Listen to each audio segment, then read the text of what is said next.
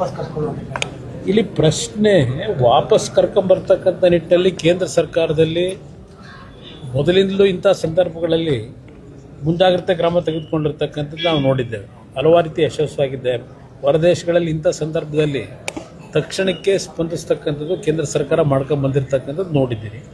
ಆದರೆ ಈ ಬಾರಿ ಏಕಾಏಕಿ ಏನೋ ಒಂದು ಈ ಇರಾನ್ನ ಮೇಲೆ ಅಮೇರಿಕ ಮತ್ತು ಇಸ್ರೇಲ್ನ ಒಂದು ದಾಳಿ ಏನಿದೆ, ಇದರ ಹಿನ್ನೆಲೆಯಲ್ಲಿ ಈಗಾಗಲೇ ಇರ್ತಕ್ಕಂಥ ಕೆಲವರು ಪ್ರವಾಸಕ್ಕೆ ಹೋದಂಥವರು ಇದ್ದಾರೆ. ಅಂಥವರು ಸಹ ಇವತ್ತೇನು ಹಲವಾರು ಕಡೆ ಈಗ ಅವರೀಗ ವಿಮಾನಗಳ ಒಂದು ಹಾರಾಟ ಇಲ್ಲದೆ ಏರ್ಪೋರ್ಟ್ಗಳಲ್ಲೇ ಲಕ್ಷಾಂತರ ಜನ ಇವತ್ತಿದ್ದಾರೆ. ಅಲ್ಲಿ ದುಬೈನಲ್ಲಿ ಇನ್ನೂ ಹಲವಾರು ಕಡೆ ಕೆಲಸಕ್ಕೆ ಹೋಗ್ತಕ್ಕಂಥವ್ರು ಸ್ವಲ್ಪ ಭಯಭೀತರಾಗಿರ್ತಕ್ಕಂಥದ್ದು ಇದೆಲ್ಲ ಏನಿದೆ, ಇದನ್ನು ರಾಜ್ಯ ಸರ್ಕಾರದಲ್ಲೂ ಮುಖ್ಯಮಂತ್ರಿಗಳು ನೆನೆ ಬಹುಶಃ ಮಾತಾಡ್ತಿದ್ದು ನೋಡ್ತಾ ಇದ್ದೆ. ಕೇಂದ್ರ ಸರ್ಕಾರದ ಎಕ್ಸ್ಟರ್ನಲ್ ಅಫೇರ್ಸ್ ಮಿನಿಸ್ಟರ್ ಜೊತೆ ನಾವು ಟಚ್ಚಲ್ಲಿದ್ದೇವೆ ಅಂತೇಳಿ ಬಹುಶಃ ಯುದ್ಧ ನಿಲ್ತಕ್ಕಂಥ ಒಂದು ವಾತಾವರಣ ಬಂದು ನಮ್ಮ ವಿಮಾನಗಳ ಹಾರಾಟಗಳು ಶುರುವಾದರೆ ಬಹುಶಃ ಎಲ್ಲರನ್ನೂ ತರ್ತಕ್ಕಂಥದ್ದಕ್ಕೆ ಸಮಸ್ಯೆ ಏನಿಲ್ಲ.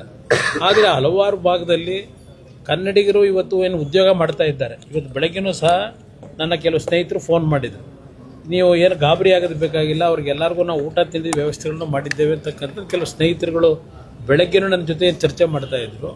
ದುಬೈನಲ್ಲಿ ಹೆಚ್ಚಿನ ಕನ್ನಡಿಗರು ಕೆಲಸದಲ್ಲಿದ್ದಾರೆ.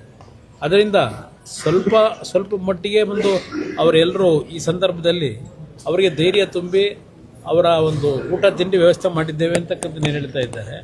ಇದು ಎಲ್ಲದಕ್ಕೂ ಈಗಿನ ಪರಿಸ್ಥಿತಿನಲ್ಲಿ ಯುದ್ಧ ನಿಲ್ತಕ್ಕಂಥ ಒಂದು ಘೋಷಣೆ ಆದರೆ ಆಗ ಇವರೆಲ್ಲ ತಕ್ಷಣ ಬರಲಿಕ್ಕೆ ಅವಕಾಶ ಇದೆ. ಅದರಿಂದ ಅಲ್ಲಿವರೆಗೂ ಕೇಂದ್ರ ಸರ್ಕಾರವು ಕಾಯ್ತಾ ಇದೆ. ಅಲ್ಲ, ಅಮೆರಿಕ 4 ವಾರನೂ ಕೂಡ ಮುಂದುವರುತ್ತೆ, 4 ವಾರ ಆಗುತ್ತೆ. ಅದೇ ಬಂದಿರೋದು ಪ್ರಾಬ್ಲಮ್. ಈಗ ವಿಮಾನದ ಭೋಜಗೌಡರನ್ನು ನಿರಂತರ ಸಂಪರ್ಕದಲ್ಲಿದ್ದಾರೆ, ಬಹಳ ಕ್ಷೇಮವಾಗಿದ್ದಾರೆ. ಅವರೇ ಬಹುಶಃ ನಿಮ್ಗೆಲ್ಲ ಹೇಳಿದ್ದಾರೆ. ನನ್ನ ಜೊತೆ 2-3 ಬಾರಿ ಪ್ರತಿನಿತ್ಯ ಫೋನಲ್ಲಿ ಮಾತಾಡ್ತಾ ಇದ್ದಾರೆ, ಆರಾಮಾಗಿದ್ದಾರೆ, ಏನು ತೊಂದರೆ ಇಲ್ಲ.